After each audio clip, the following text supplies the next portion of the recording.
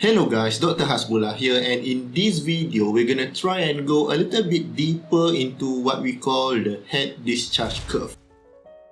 You have seen before that the head discharge curve looks something like this.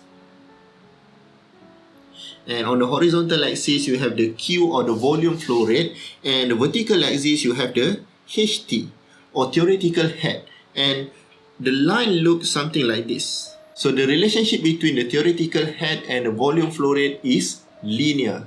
However, this is what we call the theoretical head. Of course, this doesn't happen in the actual world. This happens only in ideal world. In actual world, okay, the curve looks something like this. Let me use green this time. Okay, so the curve looks something like this. Alright, and we call this HP. Right, which is the actual head. And the actual head, how it relates to the theoretical head is that the actual head, HP, is equal to the theoretical head minus the head loss. So if I draw an illustration here, if you have the impeller here, okay, and the impeller is transferring the energy to the fluid, okay, and this is the fluid, alright, the theoretical head at the impeller is called HT, right? And when the energy is transferred to the fluid, there are some losses there, which is HL.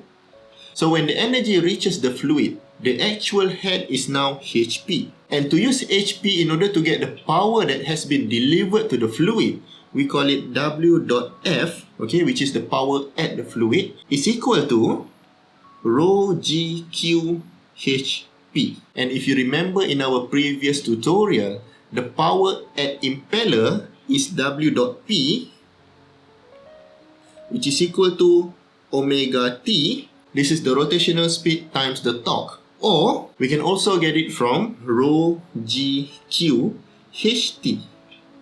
Okay, and you can expect that because the energy has been lost, a little bit of energy has been lost during the energy transfer between the impeller to the fluid, you can expect that the power at impeller is always going to be higher than the power that has been transferred to the fluid. Okay, and the balance is actually the head loss. So if we were to calculate the efficiency of the pump, which is called eta P, and this is going to be equal to the work transferred to the fluid divided by the work at the impeller. Okay, so this is rho G Q HP divided by omega T, right? And that's how you get the efficiency. And let me highlight this for you. Right? So the efficiency of the pump is the power that is delivered to the fluid divided by the power at the impeller.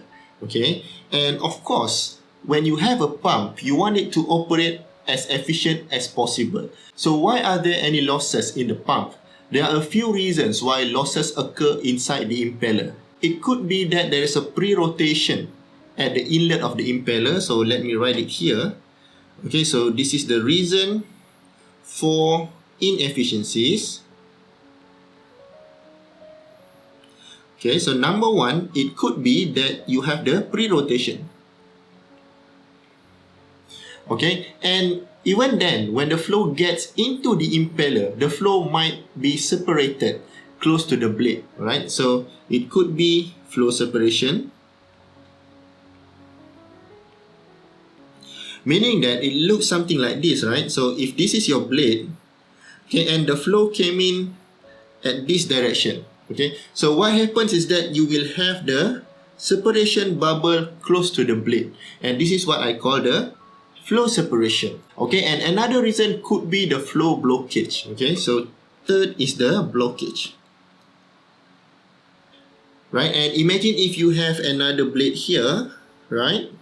And as this gets bigger and bigger, right? So the passage is usually this wide, but in here at the middle of the passage is only that wide. Okay, so that is what we call blockage. And there are a number of other reasons why this happens. It could be that the tip leakage, it could be that flow mixing that occur that reduces the momentum of the fluid. So a lot of reasons. And the point is, these all contributes to HL, which is the losses that you have here.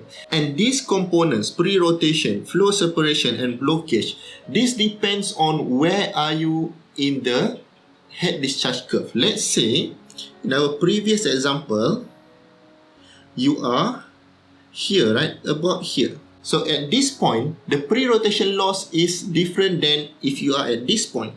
Okay, and the flow separation, for example, at this point is different than when you are at this point. So as your operation change, for example, if you change the flow rate, then the efficiency would be changed as well. And I'm going to draw here a real figure of the efficiency curve and also the theoretical head discharge curve.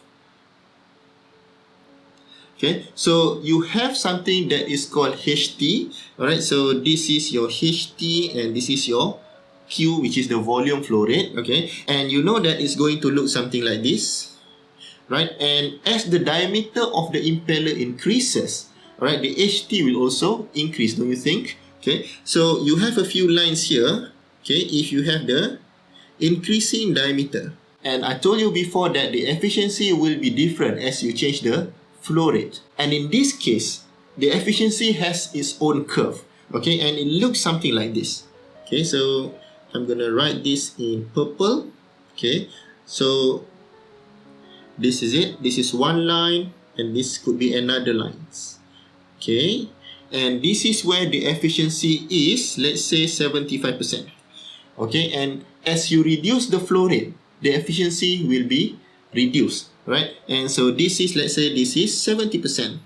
Okay, and then this could be 50%, and this could be 40%, right? And let's say the diameter, I told you that this line could be with 200 millimeter impeller diameter. So this could be 220, 240, and 260. Right, so the higher the diameter, the higher the HT. But if you take a look at the efficiency curve, ideally, you want to operate here. You really want to operate here. Okay, because that is the region where the efficiency of the pump is the highest. Okay, it doesn't mean that your pump cannot operate, let's say, here. Right? It can still operate there, but the efficiency is much lower than if you operate here.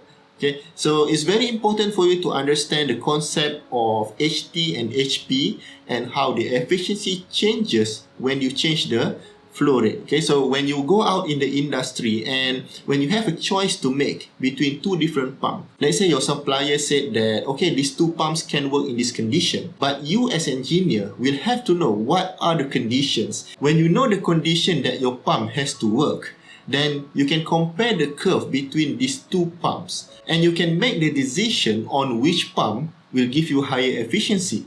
Alright, and why do you want pump with higher efficiency? Even though both pumps would work, you want that to be higher efficiency so that you don't have to use so much electrical power to operate the pump. Okay, when you don't use so much electrical power, then you save in terms of electric bills, right? And if you have 1,000 pumps, you're gonna save a lot. So I hope with that explanation, you know how to find the efficiency of the pump, which is the power that is delivered to the fluid, divide by the power that is in the impeller. Then you get the pump efficiency.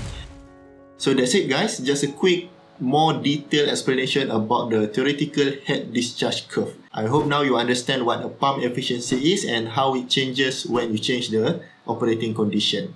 That's it, guys. I'll talk to you soon. Bye.